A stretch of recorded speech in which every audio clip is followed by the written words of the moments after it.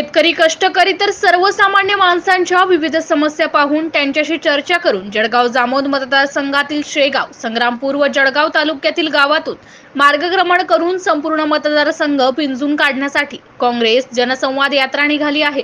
दरम्यान सध्याची राज्यातील राजकीय परिस्थिती पाहता सर्वसामान्य कार्यकर्ता हा अस्थिर होत आहे।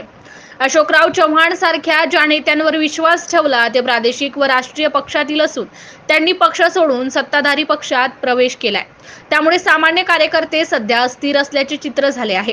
मात्र काँग्रेस पक्षाची विचारधारा तसेच नेतृत्व अजूनही भक्कम व मजबूत आहे। निष्ठावंत कार्यकर्ते काँग्रेसची बाजू मजबूत करण्यासाठी अजून खंबीर आहेत।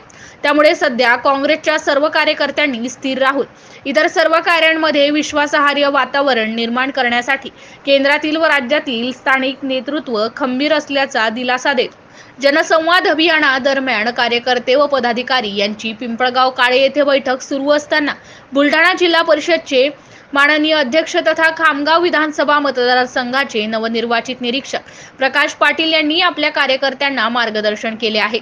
जनसंवाद यात्रा ही काल दिनांक 25 फेब्रुवारी रोजी जळगाव जामोद तालुक्यातील पळशी घाट, पळशी वैद्य, तिवडी, आडोळ, निमकराड, मांडवा, करणवाडी, पिंपळगाव या मार्गाने मार्गस्थ होत पिंपळगाव काळे येथे कॉर्नर सभेचे आयोजन करण्यात आले होते।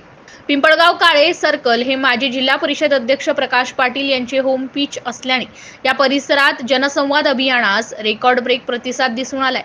कालच्या यात्रेमध्ये प्रामुख्याने प्रकाश पाटील, माजी जिल्हा परिषद अध्यक्ष स्वातीताई वाकेकर, महाराष्ट्र प्रदेश सचिव अविनाश उमरकर, जळगाव काँग्रेस तालुका अध्यक्ष ज्योतिताई ढोकणे, पूजाताई अवचार, ॲडव्होकेट भालेराव, पिंपळगाव काळे सरपंच शेख हारून अत्तार तसेच ग्रामपंचायत सदस्य व विविध कार्यकारी सोसायटी पिंपळगाव काळे अध्यक्ष, उपाध्यक्ष तसेच सदस्य तसेच काँग्रेसचे अनेक पदाधिकारी आणि कार्यकर्ते मोठ्या संख्येने उपस्थित होते।